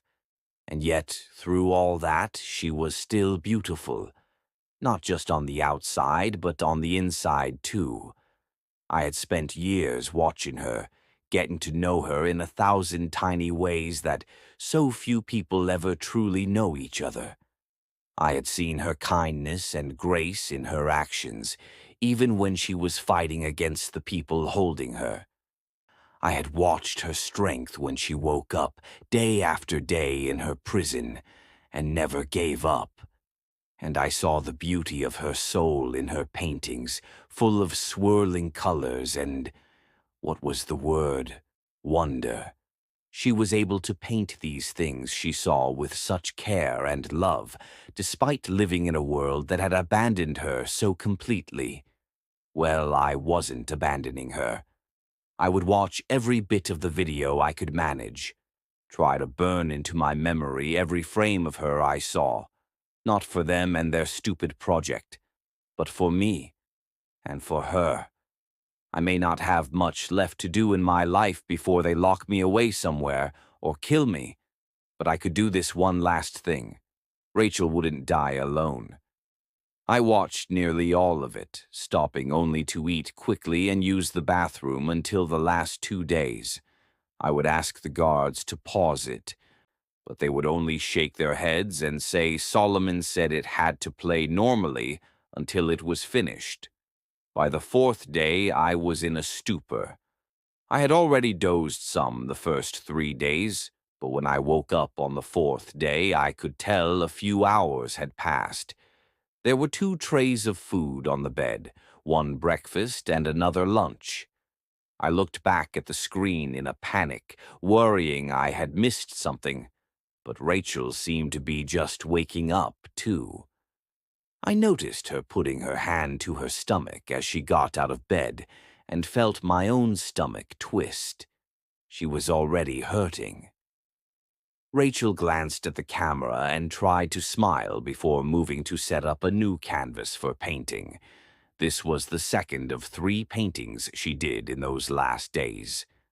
The first had been the inside of an old-fashioned movie theater from the viewpoint of someone sitting in a back row. On the movie screen was just the image of a sledgehammer propped against a brick wall. I didn't understand what it meant, and I found myself scanning the picture for some message or other clue. Eventually, I found what might be one, though I didn't understand it either. Rachel must have come to understand they knew what she was doing with the paintings and didn't want to stop her, because these last 3 she set up much closer to the camera. I was still squinting and studying the painting closely when I realized the flipped-up seats in the next row up had brass number plates along the front edge of the seats. Though they were upside down from the viewpoint of the painting, the angle was good enough that once I noticed them, I was able to read them. 2, 43, 26, 89. I didn't understand any of it, but I committed it all to memory, focusing all my attention on the painting until she finally took it away. Even that early on, I could tell painting was taking a lot out of her now, and like I had for so long, I found myself talking to her, telling her to go rest before I remembered her body in the next room. I almost stopped then, but no. Maybe she couldn't tell I was talking to her, or maybe she could. Either way, me talking to her couldn't hurt, and it made me feel a little less lonely and sad as I watched her. The second painting, the one she started after I woke up from falling asleep for a few hours, was stranger than the rest. It looked like it was in a room with curved walls made of tree roots. And in the center of the room was a little table made out of the same stuff. Some of the roots around the room were a deep red, but other parts, including the table thing, looked burned and black. I looked closer and saw that I could see a person's shadow over the table, hands holding some long, oval-shaped bundle. I studied it for a long time, going over it again and again in my mind after she took it away. I couldn't make sense of it, of any of it. I wasn't smart enough and I was failing her. Rachel slept for a long time after that painting. Then she got up on the 5th day, her last day, and immediately started working again. This time she was painting faster, and while I saw her wince occasionally, she never lost her look of determination as she slashed lines and colors across the canvas. When she was done, Rachel picked up the painting and turned it toward the camera, giving me a small, tired smile as she was blocked from view. It was looking out from the front porch of a house somewhere. It was out in the country, and the morning view of the yard and the land beyond were wonderful. But closer up, the painting was of two hands. Holding on to each other tightly, their interlocked fingers seemed to glow red and orange in the light of the rising sun. I found myself crying as I looked at it. Part of it was because I didn't know what it meant, and I felt a growing sense of desperation at the thought that Rachel's last works might be wasted on me. Part was because I knew it had been 5 days, and I could sense I was close to the end, to her end. But there was something more to it than all that, too. The last painting, even with everything else in my head and my heart pulling me down, gave me hope. Hope of what, I didn't know. But I started to think that maybe the only message Rachel had for me in that last painting was that somehow, somewhere, everything would be okay. Outside the edge of the painting, I could see motion in the room, people hurriedly coming in with some kind of medical equipment. And then the monitor went black. "You've done well, Thomas. Very, very well. For the last 5 days of video, we had charted 1,047 micro-variations in Rachel's behavior that we believed might correspond to your behavior, your reactions, and your emotional states while watching the video. Like before, the two of you remained in sync as though you were in the same room. It really is remarkable." I sat staring at Solomon. I listened to what he said, but I didn't care. I just wanted it over. Whatever this was, I just wanted it over. Clearing his throat, he went on. "That's why we've decided to move the implant from Rachel's body to your own. That's one of the many reasons we've preserved her so. The foreign body was still showing signs of life all this time, but just barely, and we were afraid to attempt removal. Our hope is that, given your connection to Rachel, it will accept you, perhaps even thrive in you more than it ever did our girl." I was suddenly on my feet, and it was only the raising of Solomon's gun that stopped me from attacking him. "Don't you fucking talk about her like that. Like any of you gave a shit about her. I'll fucking kill you." Solomon's face darkened slightly as his lips thinned. "No, you won't. But if idle threats make you feel better, go ahead. It will only make things harder, not easier."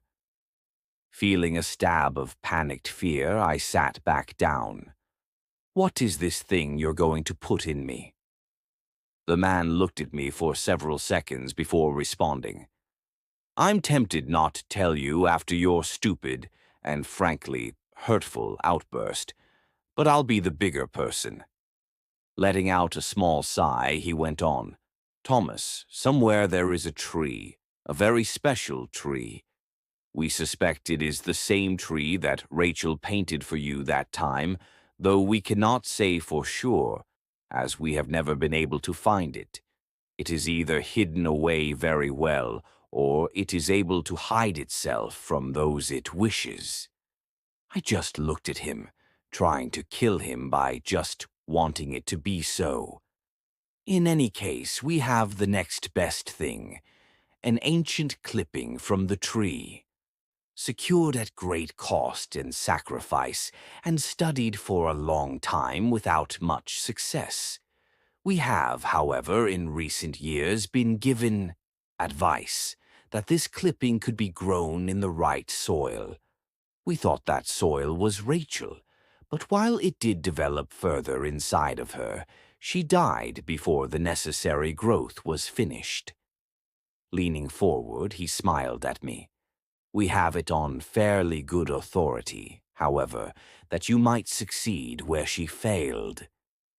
I fought them when they came, but it didn't matter.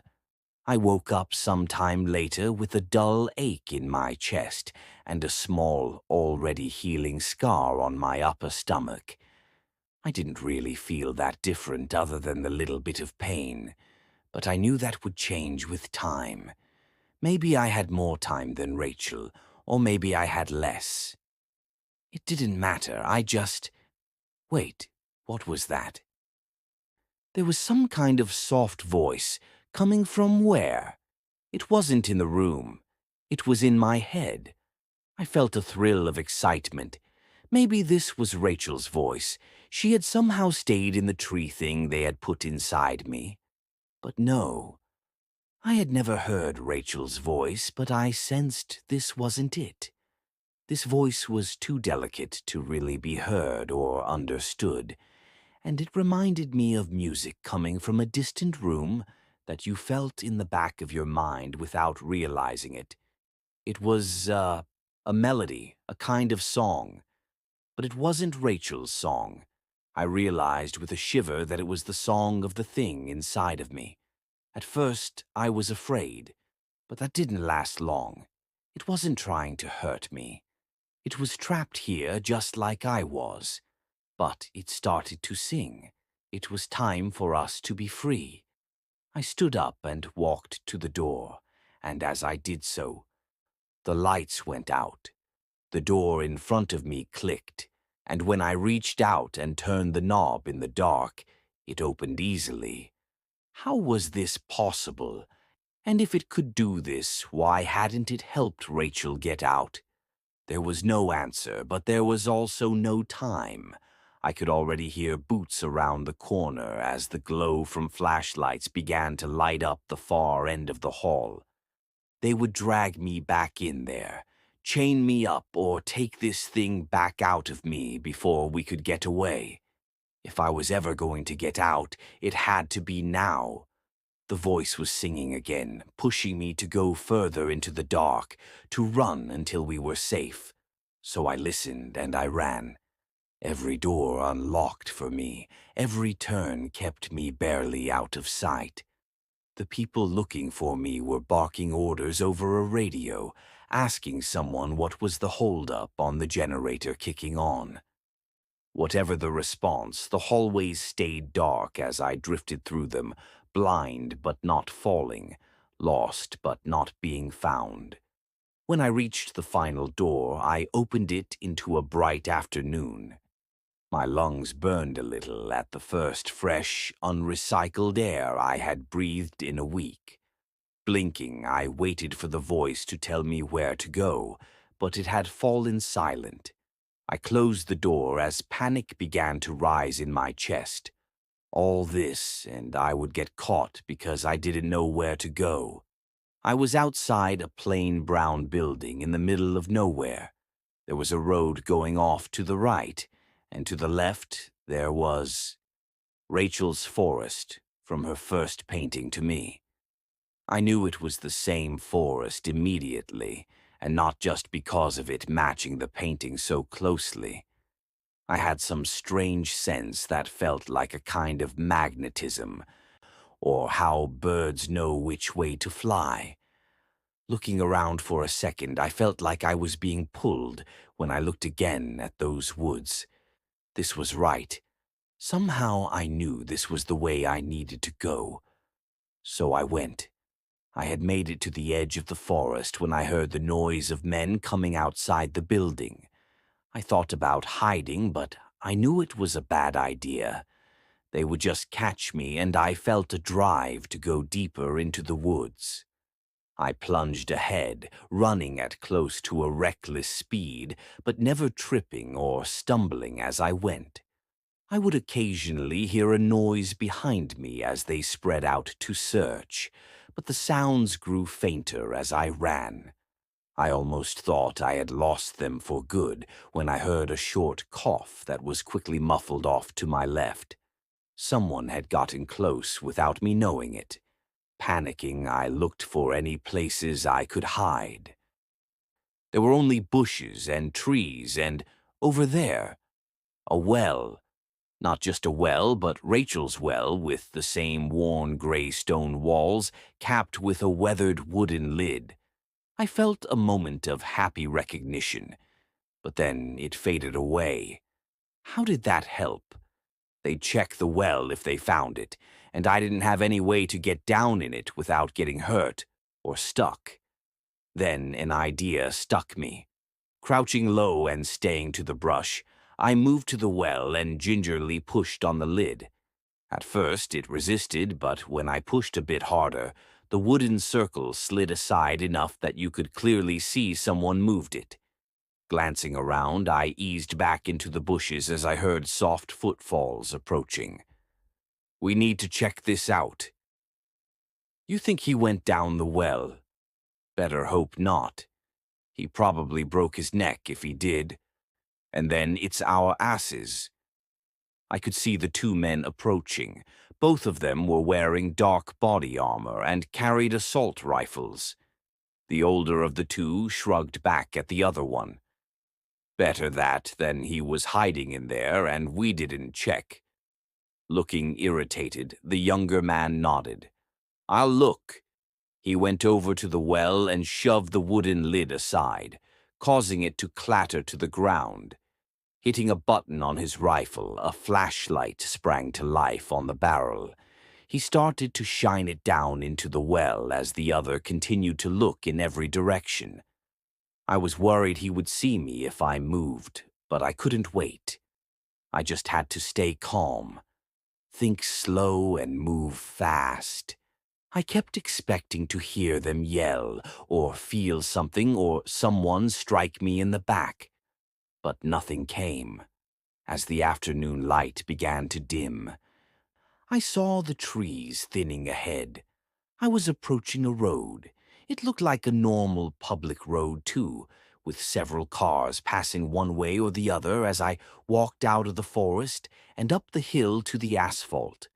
The idea of hitchhiking, especially this close to where they held me, was frightening, but I saw little choice. I was wearing sweatpants and a t-shirt they had given me and my own shoes, but I had no money or ID or phone.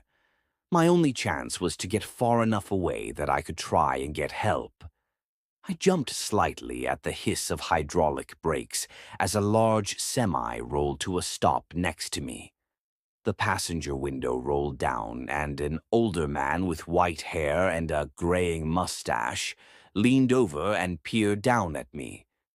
"You look lost, son. You need a ride?" I looked down at the door of the truck. It had a logo that said Martinez and Sons Construction and Hauling. Below it was a cartoon man hitting a wall with a sledgehammer. Looking back up, I smiled at him. "Yes, sir, I do." I woke up 5 hours later as we pulled into a truck stop somewhere in Nevada.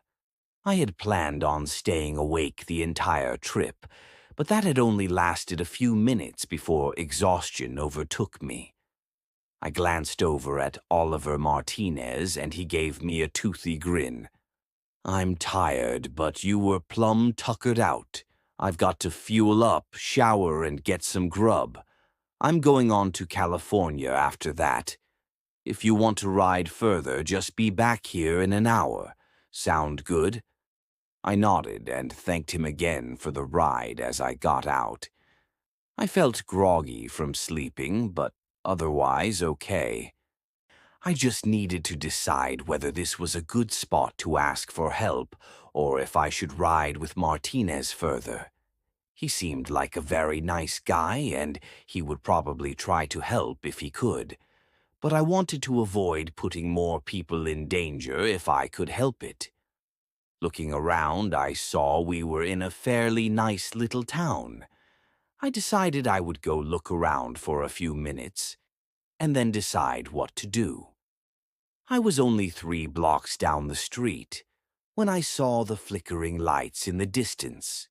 It was a movie theater. As I got closer, I felt my chest tightening. It was the one from Rachel's painting. Hey there, welcome to the Phoenix. The guy standing at the candy counter of the theater looked a little younger than me, and while he seemed friendly enough, he also looked slightly concerned. If you're here for the horror double feature, I'm afraid the second movie is about 30 minutes in. I can give you a half rate if you want to see it, though. I shook my head and tried to not look as strange and crazy as I felt. No, that's okay. I recognized this place from a picture a friend of mine painted, so I came in to ask if you knew anything about her. He raised his eyebrows and shrugged. Okay, weird. He smiled and added, weird but interesting. Who is she? I swallowed. Her name is, well, it was Rachel Donovan. I expected him to look surprised or excited or angry, but I could see right away the name meant nothing to him. Shaking his head, he shrugged again. Sorry, that doesn't ring a bell. I'd say you could ask the owner, but he's on vacation this week. Nodding, I searched my mind for something else to ask. Some way to make this place matter, the way her other paintings had. Is there anything unique about this place, then? Its history or something? The man grinned. Buddy, you're clearly not from here. This place is super boring. Not just the theater, but the whole town. Frowning in thought, he added, the only thing I know about the history of this place is that there used to be a house here that burned down. This was like in the 1920s or 30s, when this wasn't even a part of town. Couldn't tell you the first thing about it beyond that, but I still bet it's the most interesting thing that's ever happened here. I let out a disappointed sigh. Okay. Well, thanks. I turned to leave when the guy called out again.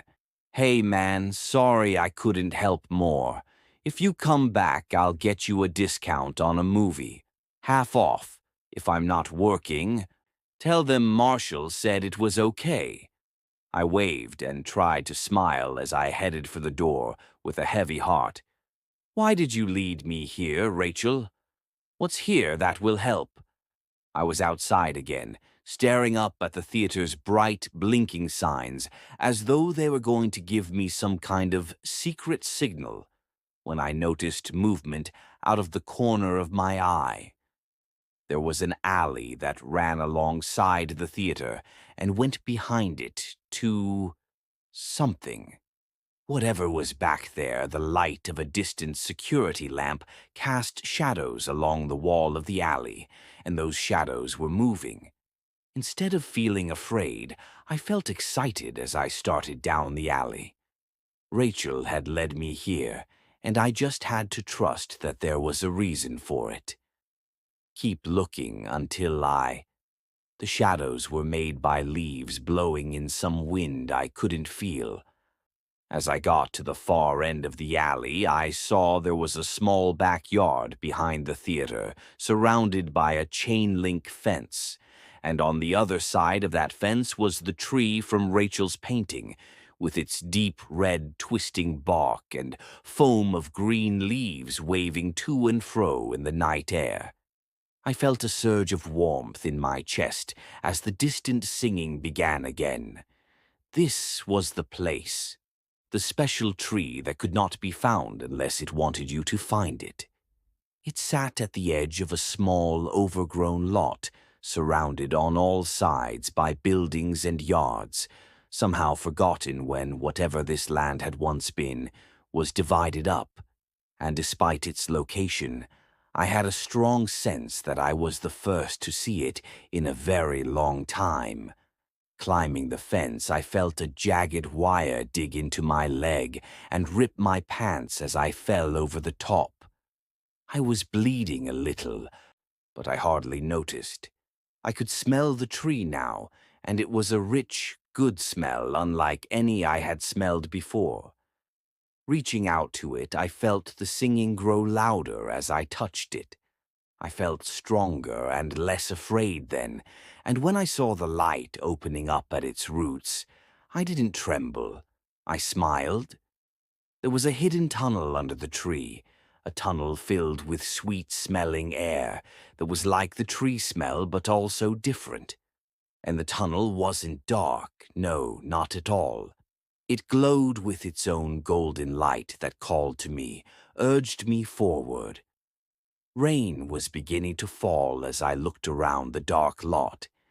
I had the thought that I was leaving this world behind, and I found I didn't mind that much at all. The tunnel had continued to grow, slanting down gently and tall enough that I walked in without stooping. The roots of the tree went on and on, woven through the dirt walls as I went deeper. I looked back and saw the tunnel had closed behind me, but I wasn't surprised. The way forward was the only way that mattered. I walked for what might have been hours, but I never felt tired or hungry, and I never worried I was lost, though I had no idea where I was or where I was going. Still, I felt a surge of happiness and excitement when I turned a corner and saw something in the tunnel ahead. As I got closer, I realized it was a brick wall, but just as I began to think I had found a dead end, the wall faded away, revealing a dark room. I paused at the edge of the tunnel, looking out at the floor of what looked like a basement. It was empty, but in the light from the tree I could make out something scratched into the floor. It was the number 2. I felt my pulse quicken as I thought back to Rachel's painting with the theater seats, and then I stepped out into the room. It was the empty basement of a house, and as I went up the stairs and opened the door, I saw that the rest of the house was empty as well. No lights were on, but bright sunlight poured in through every window, and in the distance I could hear what sounded like small waves crashing on a beach. I wanted to go out and see where I was, but I forced myself to check the house first for any people or clues, but there were none. The house was utterly bare of any sign of people other than the number scratched into the floor below. My nose tingled with salty air as I stepped outside. The house was near the beach on what I soon figured out was a small deserted island, and I realized with little surprise that I recognized the house from Rachel's painting. As I stepped off the porch, I saw no signs of people, but I wasn't entirely alone, because sitting some distance from the house was the tree. I knew it couldn't be the same tree as in the abandoned lot, but at the same time I knew that it was, or at least a different part of the same tree that made the tunnels, and appeared in my old world and whatever place this was. Because I had started having that thought as soon as I stepped out of the house, I didn't think this was my world. Not exactly. I could see a larger island some distance away, and it might have people on it, hotels and cars and planes, Or it might not, as those things might not exist here. Either way, my newfound intuition was growing stronger, and I could tell that what was it called? No, the texture of things was different somehow, if only a little. Not bad or scary, just different. Still, after a couple of hours exploring the island and checking the house, I began to feel terribly lonely, even with the tree nearby. I decided to go back into the tunnel and keep going. The basement wall faded away as I walked up to it, and I entered the tunnels again. It was only a short time later that I found my second version of the house. Much like the first, the wall faded away into a basement, but this one was far from empty. It was a workshop of some kind, full of tools I wasn't familiar with. I glanced down and saw 43 scratched onto the floor. Who was doing that? And why? I was going to explore the house, more carefully this time, as it looked like there were people here. But then I froze. Propped against the brick wall next to a small stack of boards was a sledgehammer. Trying to be quiet, I crept over and picked it up before heading back into the tunnel. When I was little, before Daddy died, he had loved to hunt. I never went with him and didn't remember much of what he hunted, but I do know he had an old hound he'd had since before I was born. The dog had only loved him. Well, him and being on the trail of something. When Rocker, his name was Rockefeller, got a scent, it was like he was in a trance. He would go and go this way and that, and to look at him, it looked like he was having a fit, both lost and certain at the same time. But whatever Rocker knew or didn't know, he always found what he was looking for. I felt like Rocker now. I was moving faster and faster as I went down this turn and that. I felt like I was on the trail of something or traveling on memories I didn't have. Gripping the sledgehammer tightly, I could hear the rising hum of the distant music in my head as I turned the last corner. And then it fell silent. There was another brick wall, and as I approached, it fell away. It was another basement room, but this one was much smaller. It contained a table, a clothes chest, and an old metal bed that had been broken apart. At the far brick wall, a woman was using one of the metal legs from the bed to attack the wall and whatever lay behind it. I felt my head began to swim as I looked at her from behind, and as she turned to look at me, eyes wide with surprise and fear, I felt the sledgehammer slip from my grip as I stumbled back against the now solid wall. I could barely breathe at all, but I managed to get out a single word. Rachel. The woman looked at me, her expression less fearful, but still guarded. She had the bed leg partially raised in warning. Yeah? Do I know you? It was her, but it wasn't, much like the tree on the island. This Rachel looked a few years older, and while she looked stressed and confused at the moment, her eyes didn't seem weighted down by the same quiet sadness I had come to recognize watching the other Rachel for all that time. Still, I didn't know how to answer her question and not sound creepy or crazy. I stared at her for a second, floundering when she asked another. You came out of the tree tunnel, right? I nodded, grateful for something I could answer easily. Studying me, she said, Where did you come from? Before the tunnel, I mean. I flushed as I tried to think of the right words. Well, I came from Texas. Originally, I mean. She grinned at me for a second before catching herself and trying to look serious again. Yeah, okay, but do you know how the tree works? How did you find out about the tunnel? How did you get here? Sighing, I rubbed my head and just started into it.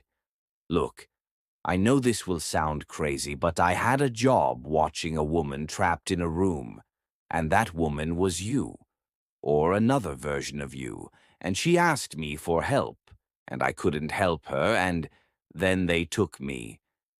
And I found out she had been dead for a long time but could see me in the future. And then they put something from the tree in me that had been in her that killed her, and then I escaped, and then I figured out where to go to find the tree from things she had painted, and I somehow knew how to go in the tunnels to find different spots. And I'm pretty sure the tunnels lead to different worlds, and I got this sledgehammer, and then I... Hold up. God damn. Take a breath. You're going to pass out. She was smiling again, and this time she didn't try to hide it. She looked over what was left of the bed to where the sledgehammer was laying on the floor. And did you say sledgehammer? Whack. So yeah, I believe you. Whack. I've been in those tunnels too.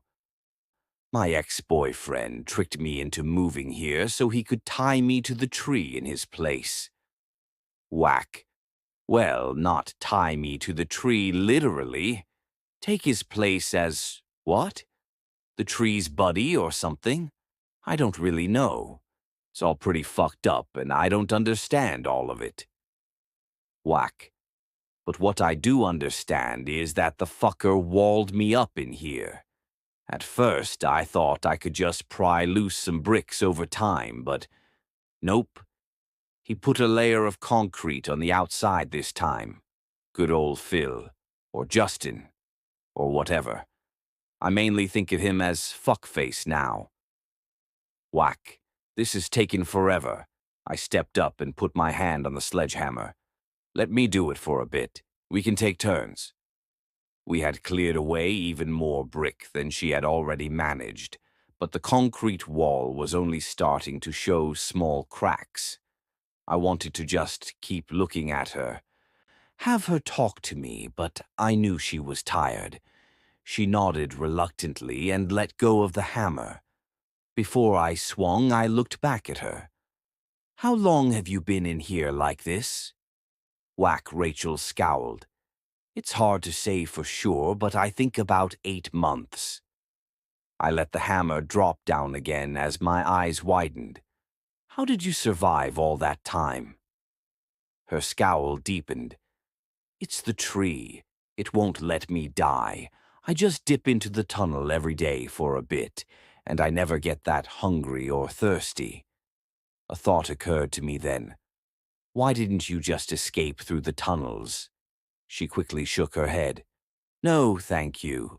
I've had enough of seeing other worlds. Some of them aren't so nice. And I don't want to be more tied to the tree than I already am. I just want out of here, into my own world. And then I can try and figure out how to get free of my connection to the tree for good. Rachel shrugged. I would have done it eventually with the stupid bed parts, but who knows how long it would have taken. She smiled again.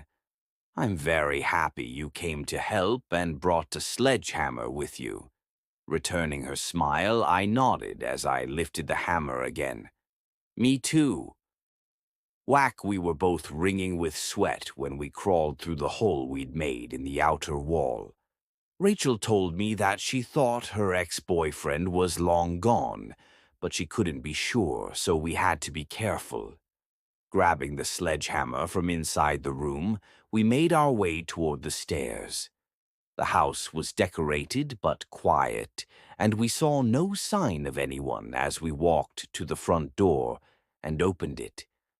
Outside, the sun was coming up on a new day, and as we walked out onto the porch, I jumped a little as Rachel took my hand and gave it a squeeze. I looked over at her. I hadn't been able to help the other Rachel, but maybe that had never been the point at all, because I thought now she had been able to see more than just other places or the future. She had been able to see into other worlds and possibilities, like this one. where another version of her was trapped and needed help. A place where I wouldn't be hunted and she could be free. In the end, even when she knew she was dying, Rachel had been determined to help us be together and happy. The morning sun painted beautiful colors on Rachel's face, and looking into her eyes, I saw how much she was like the woman I had watched and cared about and tried to save. The woman who, in the end, had saved me instead. I wanted to tell Rachel so many things, ask her so many questions, but all that could come later. Squeezing her hand back, I walked with her away from the house. For now, this was enough. You have a delivery scheduled.